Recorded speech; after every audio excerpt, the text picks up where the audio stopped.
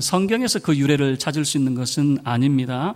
우리나라에 이제 미국 선교사님들이 오셔서 복음을 전해 주시면서 우리에게 준 그런 이 전례 가운데 하나가 바로 이 추수감사 절기가 되어집니다. 11월 셋째 주를 정해서 우리 한국교회는 추수감사 주일로 지키고 있습니다. 우리는 이 선교사님들에게 빚을 졌는데 우리나라에 오셨던 선교사님들은 매우 복음주의적이고 성경 중심의 그런 선교사님들이었습니다. 그래서 한국교회는 하나님 중심, 말씀 중심, 교회 중심의 그런 교회로 성장하고 부흥할 수가 있었습니다. 일본과 비교를 하면요, 일본 같은 경우 오히려 기독교가 우리보다 먼저 전례가 되었습니다. 그런데도 일본 같은 경우는 기독교인이 1% 미만이라고 이제 소개가 되고 있습니다. 그 이유를 여러 가지로 설명을 하는데, 먼저 일본에 전래되었던 그 기독교는 지성주의, 그러니까 머리로 이해하는 그런 지성주의가 너무 강했었고요. 그리고 신사참배라든가 천황숭배라고 하는 여기에 기독교가 흡수되어 버렸습니다. 그래서 기독교의 색깔을 잃어버렸기 때문에 일본에서는 교회가 1% 미만에 성장하지 못했다라고 그렇게 소개를 합니다. 반면에 한국교회는요, 어떻습니까? 한국교회의 장점은 모이는 교회, 그리고 기도하는 교회, 전도하는 교회의 모습을 보여주죠. 그래서 한국교회에서 자란 이제 선교사님들이 해외 나가서 하는 게 뭡니까? 우리 선교사님들이 해외 나가면요, 모이는 교회에 힘쓰게 되어집니다. 그래서 한국교회, 모이는 교회 언제부터 모입니까? 새벽부터 모이죠. 그래서 해외 우리 한국 선교사님들이 세운 교회를 보면요, 주일만 예배 드리는 모습이 아니라 새벽, 수요, 금요, 이 한국에서 하는 똑같은 그런 모습, 그래서 모이는 교회의 모습을 보여주고요. 그리고 또 하나의 모습은 기도하는 교회의 모습을 보여줍니다. 선교사님들이 기도의 본을 보이고 우리 한국 선교사님들이 가는 곳마다 정말 기도의 열정이 있고 전도의 열정이 있는 그런 모습을 보여주고 있죠. 자, 우리가 이 추수감사를 맞이하는데요, 이 추수감사를 우리가 어떻게 맞이해야 될까? 한 세 가지 방면에서 생각해 볼 텐데, 성경에 나와 있는 이 감사절기, 특별히 이 초막절과 관련해서 우리가 이 추수감사를 어떻게 맞이해야 되는가, 세 가지 방면으로 생각해 보도록 하겠습니다. 첫 번째, 이 감사는 함께 즐거워하는 감사가 되어야 될 겁니다. 14절 말씀 함께 우리 합독하도록 하겠습니다. 14절입니다. 절기를 지킬 때에는 너와 내 자녀와 노비와 내 성중에 거주하는 레위인과 객과 과와 과부가 함께 즐거워하되, 함께 즐거워하되 라고 하는 이 말은 너희 가족, 그리고 성 안에 있는 가난한 사람들, 그러니까 모든 사람들과 함께 즐거워하는 감사가 되어야 된다라고 하는 것을 보여주는 것이죠. 그러니까 추수의 기쁨을 너 혼자만 누리는 것이 아니라 그 추수의 기쁨을 어떻게 하라는 거죠? 나누어 가져라 라고 하는 것을 보여주죠. 우리는 이 말을 잘 압니다. 노블레스 오블리주라고 하는 이 말을 많이 들었을 것입니다. 프랑스어로 귀족성은 의무를 갖는다. 그러니까 귀족은 갖는 그런 의무를 말하게 되어지는데, 다른 말로 하자면 이런 내용이겠죠. 큰 힘에는 반드시 큰 책임이 따른다라고 하는 거죠. 큰 힘을 가진 사람이 자기 힘만 자랑을 하고 책임과 의무를 행하지 않는다면 그것은 거기에 걸맞는 사람이 아니다라고 하는 것을 보여주고 있는 것이죠. 그래서 큰 힘을 갖는 사람은 반드시 책임과 의무를 다하는 사람이 되어야 된다. 그러면 성도는 어떤 자질을 가져야 될까라고 하는 거죠. 성도는 하나님께 복을 받았습니다. 늘 우리는 복을 받는 그런 삶을 살아야 되는가? 성도의 자질, 마치 우리의 책임과 의무가 있다면 하나님께 받은 복을 나누어야 된다라고 하는 것을 보여주고 있는 것이죠. 그래서 잠언 19장 17절 말씀, 또 유대인들의 가장 기본적인 원칙이 있습니다. 가난한 사람을 돕는 것인데요, 가난한 자를 불쌍히 여기는 것은 여호와께 구워드리는 것이니 그의 선행을 그에게 갚아 주시리라. 가난한 사람을 불쌍히 여기는 것이죠. 가난한 사람에게 나누는 행위, 보니 이것은 누가 기억하냐면 하나님이 기억하신다라고 하는 거죠. 그래서 그의 선행을 사람은 갚지 못해요. 가난한 사람은 도움을 받지만 다른 사람을 도울 수 있는 그런 힘은 없겠죠. 그러나 하나님이 갚아주신다. 그의 선행을 하나님이 갚아주신다라고 그렇게 말씀을 하고 있습니다. 그리고 예수님도 이 나눔을 강조를 하게 되어집니다. 예수님께서 한 바리새인 지도자의 집에 들어가셨는데 그가 초대한 손님들을 보니까 다 부자들이에요. 자기와 걸맞는 그런 사람들이었어요.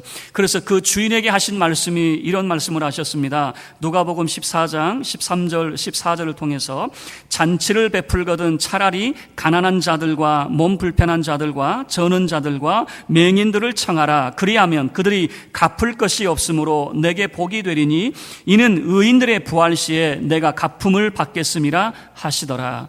예수님께서 그 바리새인 지도자에게 뭐라고 말씀하십니까? 손님을 초대하려면 좀 가난한 사람을 초대하지 왜 다 죄다 부자들만 또 당신의 당신의 지위에 걸맞는 사람들만 초대했소라고 하는 것이죠. 갚을 것이 없는 사람을 당신이 초대했다면 하나님께서 당신에게 갚아주실 것인데 라고 하는 그런 말씀을 보여주고 있는 거죠. 자, 그러면 왜 우리는 나눔을 잘 못할까라고 하는 그 질문을 할 수가 있죠. 우리는 성경 말씀에 하나님의 복을 받은 사람은 이 복을 나누는 자가 되어야 된다라고 하는 것을 알고 있어요. 모르는 바 아니죠. 그런데 왜 이것을 실천하지 못하느냐? 그 이유 중에 하나는 우리 인식의 문제인데요. 나도 없는데, 나도 쥐뿔도 없는데 내가 누구를 돕냐? 나도 힘든데 내가 누구를 도울 수 있는가라고 하는 거죠. 그래서 이런 말을 많이 듣습니다. 지금은 내가 어려워서 못 도와주지만 나중에 형편이 좋아지면 도와주겠습니다 라고 하는 그런 이야기를 많이 들어요. 그런데 저는 그 말을 믿지 않아요. 왜 그러냐면 없을 때 안 하는 사람은 있어도 안 하는 법이에요. 무슨 말이냐면 형편이 나아지면 한다고요. 가난했을 때는 돈이 없어요. 부자 되면요 들어가는 데가 너무 많아요. 여기저기 쓸 데가 너무 많아요. 그래서 또 여유가 없어요. 사람은 일평생 여유 없는 자의 삶을 살게 되어질 거예요. 그래서 어떤 사람이 참 이런 나눔을 실천하는가, 우리 사회 그 주변에 그런 훌륭한 일을 하는 사람들이 많이 있잖아요. 그분들이 한결같이 하는 이야기가 이런 이야기입니다. 내가 이렇게까지 할 줄 나도 몰랐어요. 그래요. 나도 이것을 내가 각오를 하고 내가 도와줘야지, 내가 선행을 해야지, 그게 아니라 그냥 한번 참여를 했는데 그 마음이 정말 안타까워가지고 한 번 참여한 것이 두 번 참여하게 되고 그렇게 자꾸 하다 보니까 10년 되고 20년 되고, 다른 사람들은 한 번 참여할 때마다 사진 거나하게 찍어놓고 내가 이런 선행을 했어 그러지만 10년 20년 봉사활동한 사람들은요 아무 소리 하지 않아요. 그저 하다 보니까 여기까지 왔습니다. 그저 이렇게 말하게 되어지는 거죠. 예전에 전에 제가 다니던 교회에서 한 집사님, 저하고 좀 친하게 지내던 분인데 이 남자 집사님이 저한테 넙죽 인사였어요. 이제 서로 만나서 얼마나 반갑습니까? 목사님 반갑습니다. 근데 한 15도 정도 인사하면 좋을 텐데 이분이 그냥 90도로 깍듯하게 인사를 했네요. 그러다 보니까 여기에 있는 것이 확 떨어졌어요. 서로 민망해서 어찌할 줄을 몰랐어요. 담배값이 툭 떨어졌는데 아이고 그냥 목사님 말을 말지, 그 말을 했으니 이분이 이제 민망해서 아이고 목사님 어떡합니까? 끊어야 되는데 내가 못 끊었습니다. 그러는 거죠. 제가 어떻게 할게요? 제가 목사니까 집사님을 혼낼까요? 집사가 그러면 됩니까? 그럴까요? 전 그러지 않았어요. 괜찮아요. 교회 열심히 다니시고 하나님 잘 섬기다 보면 끊을 수 있어요. 왜 제가 이렇게 말했냐면, 제가 이런 사람 이제 전도하다 보면은 제가 술 담배 하는데 술 담배 끊으면 교회 갈게요. 그렇게 말하는 사람 치고 지금까지 교회 나온 사람 한 명도 못 봤어요. 자기 스스로 술 담배 끊고 교회 나온 사람 못 봤어요. 그런데 술 담배를 하더라도 교회 나오다 보니 하나님이 어떤 분인 줄 알게 되어지고 은혜를 받다 보면 술 담배를 끊게 되어지더라고요. 그런 사람은 제가 부지기수로 봤어요. 젊어서 그렇게 술을 마시던 분이 교회 다니고 난 다음에 술을 끊었어요? 아니 그 좋아하던 술을 어떻게 끊게 되어졌습니까? 라고 물어보니까 옛날에는 술이 달았는데 지금은 술이 쓰네요. 그래요. 써서 못 먹겠대요. 여러분 이게 무슨 말이냐면, 우리는 내가 변화된 다음에 뭔가를 하겠다, 아니에요. 하다 보면 변해지게 되어져 있어요. 작은 것에 충성하다 보면 큰 것에도 충성하게 되어 있어요. 그래서 예수님께서 뭐라고 말씀하셨습니까? 예수님을 잘 섬기는 게 뭐냐? 누가복음 16장 10절 말씀을 통해서 지극히 작은 것에 충성된 자는 큰 것에도 충성되고 지극히 작은 것에 불의한 자는 큰 것에도 불의하느니라 그랬어요. 작은 것을 실천하지 못한 사람은 큰 것도 실천 못하는 거예요.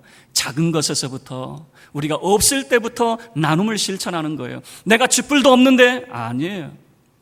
하나님께서 내게 주신 그 복을 우리는 나누는 삶, 이게 성도의 자질이 되어지기 때문에 늘 우리는 나눔에 대해서도 생각을 해야 되는 것이죠.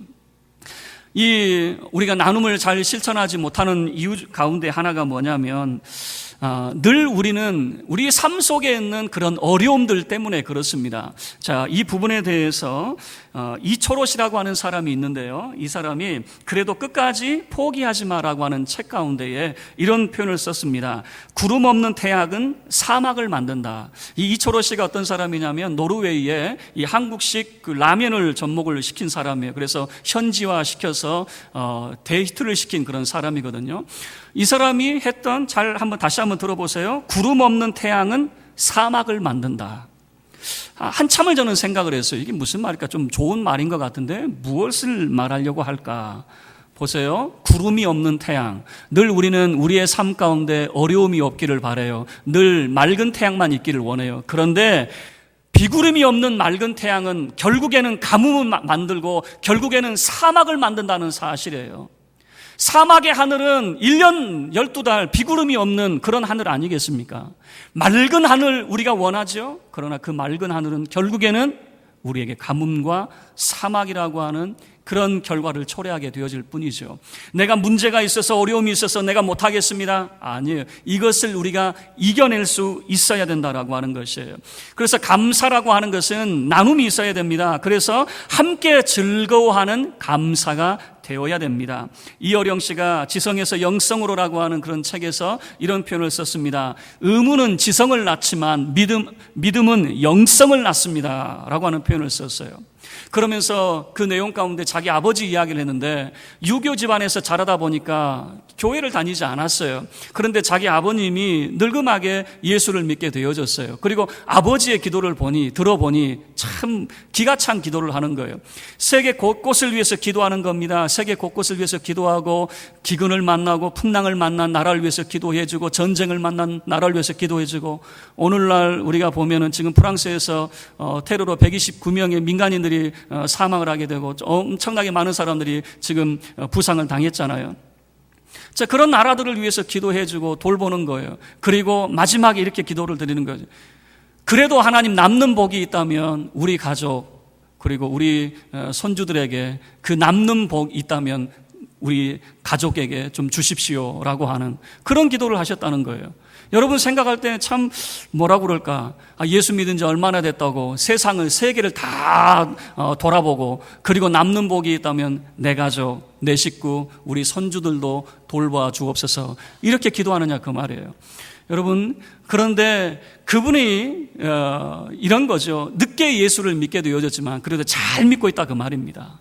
자기 자신만을 위한 그런 신앙이 아니라 주변을 돌아볼 수 있고 그리고 하나님께 은혜를 구하되 주변을 돌아보는 그런 은혜. 그래서 내 가정에도 복을 그리고 그 복을 나누는 기도의 모습을 보여주고 있다라고 하는 것이죠. 여러분 믿음은 역사를 일으킵니다. 믿음은 무엇을 말하는 것입니까? 하나님께서 우리에게 주신 그 복 다른 사람에게 나누어주면 내 손이 빈대요? 아니에요. 다른 사람에게 나누어주면 그 빈손에 하나님께서 갚아주시는 채워주시는 은혜 이것을 우리가 믿어야 된다라고 하는 것이죠. 그래서 저와 여러분이 나눔이 있는 감사가 되어지기를 바랍니다. 두 번째 15절 말씀을 통해서 보여주는 것은 하나님 앞에서 즐거워하는 감사라고 하는 것입니다. 우리 15절 함께 합독하겠습니다. 시작. 내 하나님 여호와께서 택하신 곳에서 너는 이랫동안 내 하나님 여호와 앞에서 절기를 지키고 내 하나님 여호와께서 내 모든 소출과 내 손으로 행한 모든 일에 복 주실 것이니 너는 온전히 즐거워할지니라. 하나님 앞에서 즐거워해라 라고 하는 거죠. 이 하나님 앞에서 라고 하는 것은 성전에 모여서 하나님이 정한 처소에서 감사하라 라고 하는 의미예요. 우리가 하나님을 사랑하면 어느 곳에서 기도한들 그 기도가 하나님 앞에 상달이 안 되겠습니까? 우리가 하나님을 사랑하면 어느 곳에서 감사한다고 한들 하나님께 상달이 안 되겠습니까? 그런데 성경이 보여주고 있는 것은 하나님이 정하신 처소에서 그 거룩한 예배의 처소에서 모여 하나님 앞에서 즐거워하며 감사라고 하는 것을 보여주고 있는 것이죠. 하나님 앞에서라고 하는 것은 하나님의 얼굴 앞에서 하나님 면전에서라고 하는 모습을 보여주고 있는 겁니다. 그래서 하나님 앞에서는요, 하나님 보시기에 부끄럽지 않는 자가 되어져야 된다라고 하는 것이에요. 여러분, 우리가 예수님께서 말씀하신 과부의 두 렙돈 이야기를 잘 알고 있습니다. 이 과부의 두 렙돈이 귀한 이유가 무엇입니까? 사람의 무게로 따지면 그건 보잘것없는 것이에요. 그러나 이 과부의 두 렙돈이 귀중했던 이유는 하나님 앞에서 그녀가 할 수 있는 전부였기 때문에 그렇습니다. 그래서 이 과부의 두 렙돈이 소중하고 귀한 가치가 매겨지는 거예요. 어떤 은퇴한 마술사가 있었습니다. 그는 길거리에서 마술하는 삼류 마술사였습니다. 어느 날 그가 교회에서 본당에서 그가 마술 도구를 끄집어내고 해괴망측한 일을 하고 있는 거예요. 그래서 교회 관리하는 분이 깜짝 놀라서 목사님을 모시고 왔어요. 목사님, 큰일 났습니다. 왜 어떤 사람이 지금 교회 안에서 물건들을 막 내려놓고 지금 마술을 하려고 합니다. 어떻게 합니까? 함께 갔어요. 그런데 그 사람이 하는 그 말을 듣고 다시 되돌아갔습니다. 뭐라고 이야기하냐면은 이 사람이 막 마술을 펼쳐 보이면서 하나님 즐거우세요 그러는 거예요. 하나님 즐거우세요. 이 사람은 평생에 자기 돈벌이 위해서 사람 기쁘게 하고 돈을 버는 사람이었어요. 사람 기쁘게 하는 사람이었는데 예수 믿고 난 다음에 하나님께 내가 무엇을 할 수 있을까? 내가 어떻게 하면 하나님을 기쁘시게 할 수 있을까? 아무것도 없는 거예요. 나이는 들었어요. 은퇴했어요. 기술도 없어요. 재능도 없어요. 그런데 자기가 할 수 있는 그 유일한 것이 무엇인가 봤더니 마술이었던 거예요. 사람을 즐겁게 하고 사람을 기쁘게 했던 그 마술. 다른 사람 안아주는 사람 없어도, 정말 다른 사람들은 삼류 마술사라고 이야기할지라도 하나님 앞에서 그 마술을 하면서 하나님 즐거우셨나요? 그 말을 듣고 목사와 그 관리인이 뒤돌아가는, 놔두죠. 저분이 하나님 앞에서 지금 하나님께 그가 할 수 있는 모든 것을 하고 있는데 우리가 방해하면 안 되죠 라고 하는 거죠. 여러분, 우리의 감사는 하나님 앞에서의 감사가 되어야 될 것입니다. 사람의 무게가 아니라 하나님 앞에서입니다. 부끄러움이 없는 모습으로 우리가 하나님 앞에 나아가서 감사해야 될 것입니다. 마지막 세 번째는요, 17절 말씀을 통해서 주신 복을 따라 힘대로 드리는 감사가 되어야 됩니다. 17절 말씀 함께 합독합니다. 시작. 각 사람이 내 하나님 여호와께서 주신 복을 따라 그 힘대로 드릴지니라. 주신 복을 따라 힘대로 드리는 감사가 어떤 감사일까? 이 감사는요, 넘치지도 않고 부족하지도 않는 감사라고 하는 것이에요. 16절 내용을 보면요, 하나님 앞에 나오는 사람은 빈손으로 나오지 말라고 그랬어요. 왜 하나님 앞에 나올 때에 빈손이 아닌 예물을 준비해야 됩니까? 빈손의 의미는 뭐냐면 노예 상태를 말하게 되어집니다. 노예는 아무것도 자기의 것이라고 주장할 수 있는 게 없어요. 노예가 소유하고 있는 것은 다 주인의 것이에요. 노예는 자기 소유가 없어요. 자, 빈손으로 오지 마라라고 하는 이유가 뭡니까? 지금 하나님께서 그들을 애굽 땅에서 구해내셨습니다. 그리고 하나님께서 젖과 꿀이 흐르는 그 땅으로 그들을 인도하실 거예요. 그리고 그들을 노예가 아닌 자유인으로 하나님이 만들어 놓으셨어요. 그래서 하나님 앞에 나오는 사람은 빈손으로 나오지 말라고 말하는 겁니다. 하나님께서 그 땅에서 그의 백성들에게 풍성한 복을 내리실 것이기 때문에 그렇습니다. 그래서 하나님 앞에 나오는 사람은 빈손으로 오지 않고 예물을 준비해서 나오는데, 그 예물을 준비하는 것은요, 넘치지도 않고 부족하지도 않고 하나님께서 내게 주신 복을 따라 힘대로 드리는 감사여야 된다라고 하는 것이죠. 그리고 그 주신 복을 따라 힘대로 드리는 감사는 하나님이 주신 복을 먼저 기억하는 감사라고 하는 거예요. 사람이 막 손익을 계산합니다. 먼저 계산을 해서 이렇게 생각을 하죠. 내가 하나님 앞에 감사할 거리가 뭐냐? 이 감사할 거리가 없네. 손익을 계산해 보니까 맨날 손해만 보고 하나님 앞에 내가 감사할 거리가 없네. 여러분, 이것은 진정한 감사라고 볼 수가 없는 거예요. 감사는 손익을 먼저 계산하는 것이 아니라 하나님께서 내게 베풀어 주신 은혜가 뭐냐라고 하는 거예요. 그래서 추수감사도 마찬가지인데요. 우리가 하나님께서 내게 이런 추수의 큰 기쁨을 주셨는데 이것을 가지고 하나님이 내게 주셨으니까 감사드립니다. 이게 아니란 말이에요. 하나님께서 나를 어떻게 인도하시고 하나님께서 어떠한 은혜를 우리에게 베풀어 주셨는가, 이것을 기억하는 거예요. 다시 이야기하면 추수를 기억하는 것이 아니라 하나님의 선하신 손길을 기억하는 것이 우선되어야 된다라고 하는 거예요.